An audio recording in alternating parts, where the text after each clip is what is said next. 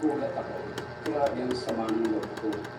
Kasi bago kami nag-meeting, nakikita ko na yung mga kababayan ko sa kapitbahay namin, pinatutulog sa gitna ng kalsada. Andun na lang walang takulin, giniginaw, kasi takot na takot silang pumasok sa bahay nila kasi nga may mga aftershock.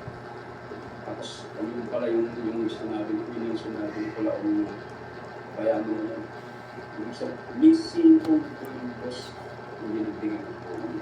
Pero may padala kayo. Yeah. So this time, binul sa lahat? Parang ganun Binul sa ini-expect ko na sabi nga ng isang kasama ko, papamalaan ko si Janet Baronia ng Japan. Ano ba yan? Suppose ko yung super, kahit tayo na lang miyembro sana, may FCI na nakakabigyan ng mga. Walang kinagawa. Nanahimik na lang ako, boss. Alam mo yung araw na yun sinabi, gusto ko nang umalis. Kaya nakahipay ko lang. Pero iniisip ko yung mga tao sa likod ko na siyempre masasaktan sila, mahal na mahal nila si Kulaong. Kaya nagpinipit balikat ko na lang yung sama ng loob ko. Umabot pa ako ng March 2020. Kaya so umalis ako. Wala na tama yung sabi mo, pag andun yung galit mo, pag nakausap mo, parang nawawala, nai-hypnotize kami. Kalokohan ni Kulaong. Yeah, sama na nagkunin. Umiiyak ako halos gabi-gabi yung tumatawag yung mga pinsan ko. Umiiyak yung anak nila. Isa-isa sabi ko, ganyan, nagpa-auto siya ng anak. Grabe yung umiiyak ko, boss.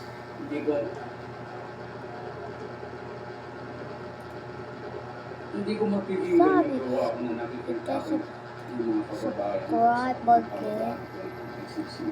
They Yung pinakamasakit na nangyari sa akin. Hindi mo na nag-care si Kulang. Ang gusto ni Kulang, patig yan. Pero yung sinasabi ko ng tumutulong, wala, hindi siya lang. Walang puso mo. Walang puso. Kaya sana mag-isip mo yung pininiwala.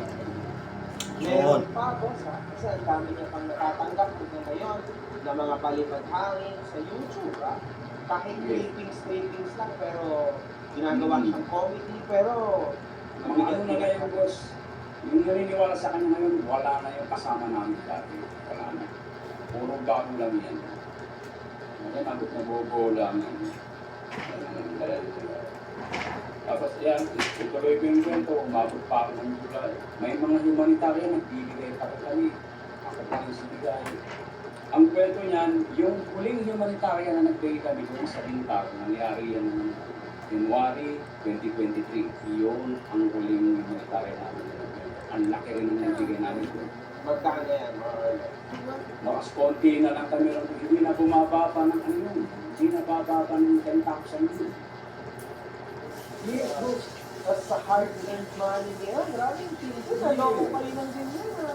Napaniwala kayo ng ganyan? Hindi naman.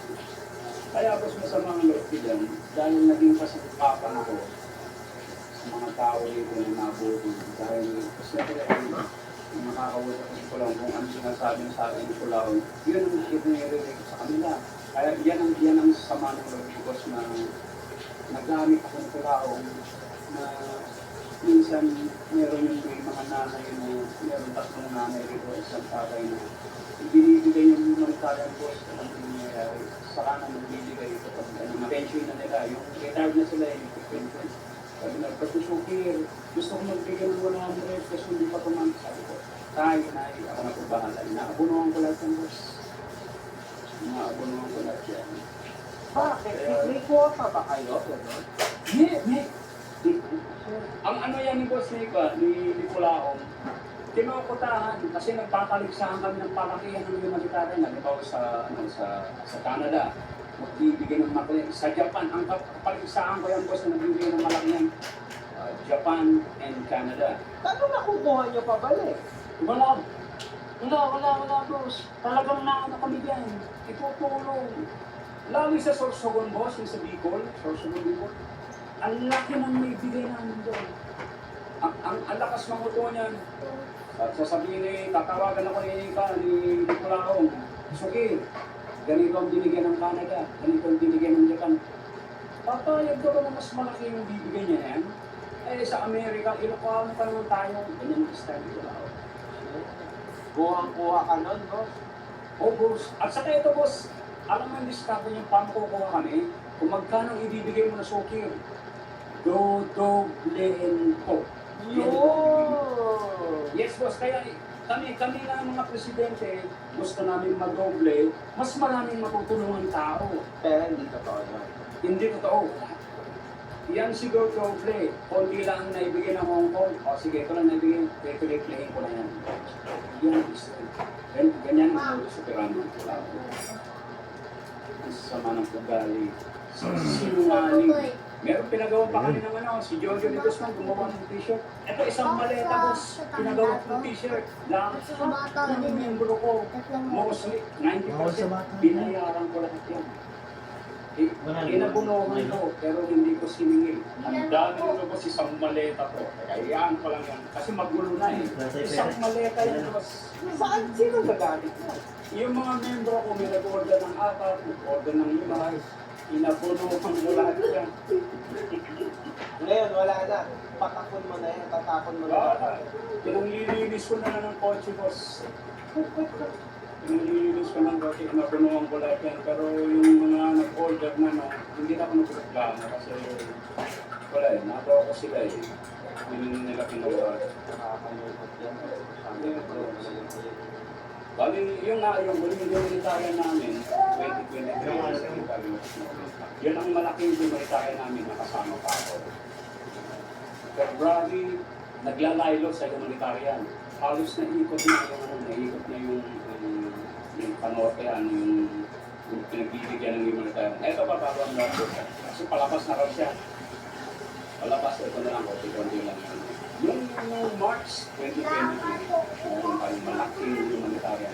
Bubulatin natin yung Pilipinas. Yan, kaya yan. Tapos ang sabi niya sa amin, lahat ng membro ng USA, umuwi kayo, bibili ako ng magpapayag. Nag-benefit niyo. yun!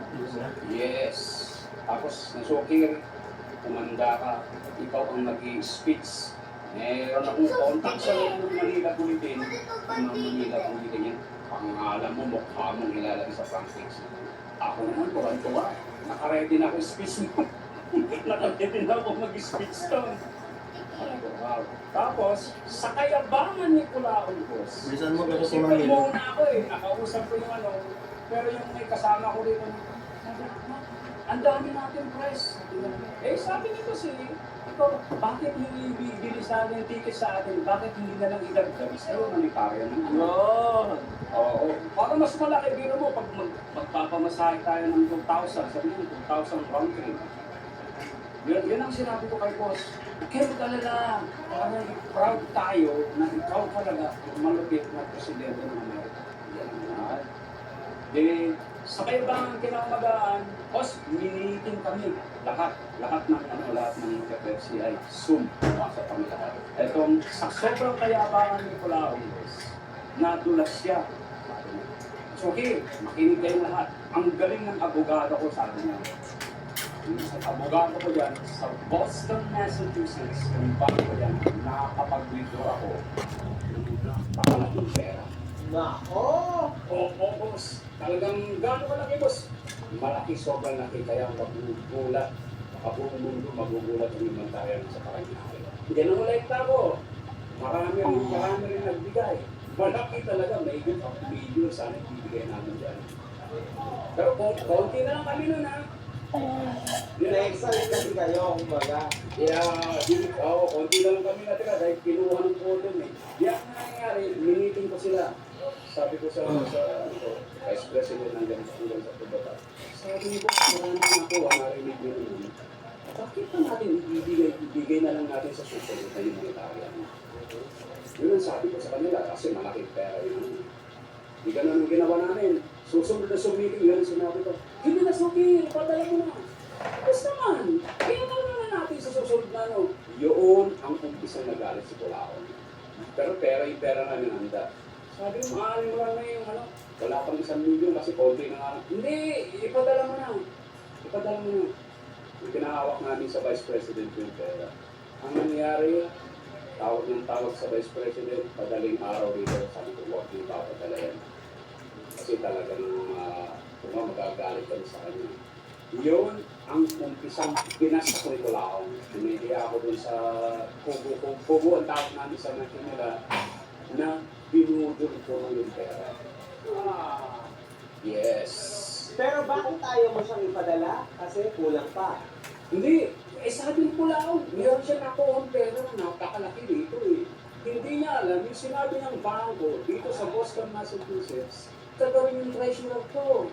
Yung sabi niya, please, walang ganun bangko. Sinabi ni Norman, sabi niya. So dito, medyo naniwala na kayo na may Nasaan iba na yun muna? na dito. Oh, Hindi yung ano mo, yung copy mo. magbibigay. Naubusin ko na. Napakalaki. Ang galing talaga ng abogado ko sa akin. Sobrang kayabangan ng gago. Kahit ikaw boss, may malaki nakuha si boss kapag tayo magbibigay. So, Exactly. Bakit? Diba? yeah, bakit? At saka, yun nga, tama yung sabi ng isang kasama ko, kapag nasa year tayo, ilan tayo? May 20 pa tayo, pag 2,000, yan laking permi, idagdag naman sa iyo mo rin. Oh, baba. Yung ganang nangyari, doon ako, ginawa na ako ng show ko sa order. Ang bakalan, yun at tinanggal na ako. Pero mga boss, dahil nagtampo na ako, hindi na ako nagkataon ng doon niya ako binigyan ng ikaw ang kakawak na suker. Yung sulat na yun, pinapirma niya sa attorney na. Pinirmahan niya pala ng FLN International Supporter. Ikaw ang hawak. Kasi si Dong, hindi ko naman gusto ang ginawa. Siya ang kakawak ng FFCI. Isip-isip ko, boss, talong-tado ko, dalawang kabi.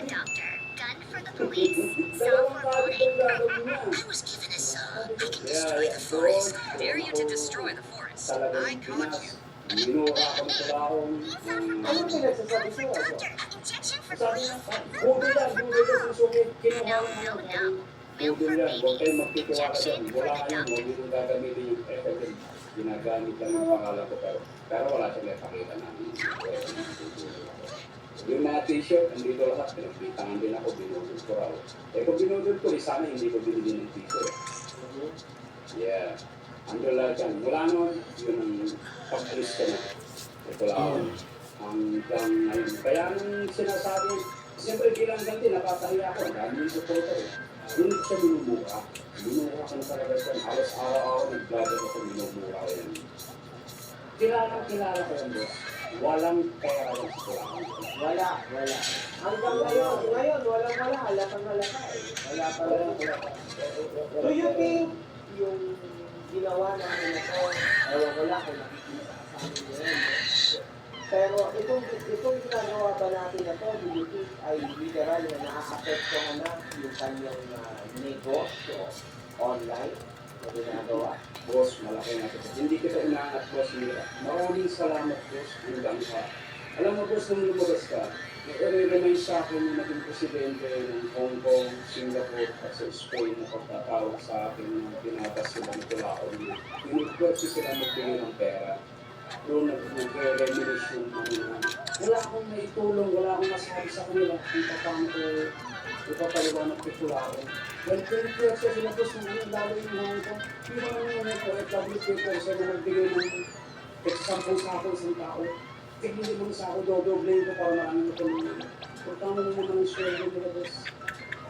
Doon yung puso ko. At ito pa, yung FFCI Dubai, si Mr. Tambolino, pinipwersa niya yung mga membro niya na nagbigay ng $50 member. Tapos ipadala kay Tulaon. Grabe yan, boss. Kaya umalis siya agad sa Nakay. Ganito tumawag ng Pilipinas, ganito. Muntik niya nadalo si Ate Edwin Dallas ng Texas. Alam niyan, tinawagan ni Boss yan. Di Colaon, minus siya nakukuha ang malaking pera raw dito sa bangko ng Edwin. Yes! Eto! Tumawag si Ate Edwin Dallas sa akin. Kung okay, ito na tumawag sa pinag-deposit si Ate Edwin Dallas ng 2 million pesos. Para mag-joint account sila, para yung pera doon i-deposit yung gusto yung phone na pera dito sa Amerika. Doon umalis sa Edwin Dallas. That was 2022. Kasi kumbaga, nakikita na kasi parang may something na different na dito. Yes. Kaya Wala kang magagada tapos may mansion dyan sa